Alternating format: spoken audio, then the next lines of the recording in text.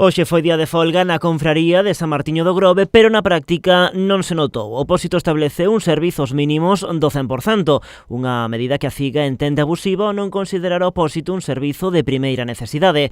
A Central Nacionalista anunciou xa un recurso ante esta medida. Nos vamos a recurrir esta decisión porque nos entendemos que estes son servicios mínimos, son abusivos, lóxicamente, e, polo tanto, como non se deben de establecer, nos vamos a recurrilo xudicialmente esta decisión, non? O conflito, entre tanto, continúa enquistado. A empresa di que coas secuelas da pandemia non é posible incrementar os salarios. Con todo, comprométese a respectar as condicións que os traballadores teñen na actualidade e a non votar a ninguén no que resta de 2020. Hai un compromiso por parte da cofradía de que durante o que queda do ano 2020 non aplicar ningún expediente de regulación de empleo, nin temporal, nin extintivo, nin habrá tema de despidos, sempre cando, lóxicamente, se manteñan as condicións laborais e o que realmente está, é dicir, respetar as condicións que teñen na actualidade. É dicir, se respetaría eso e en ningún momento habría, eso, como digo, ningún expediente de regulación de empleo, nin ningún despido tal. De cara ao ano que ven, o Pósito ábrese a negociar a mellora das condicións laborais, aínda que avanzando xa a súa postura.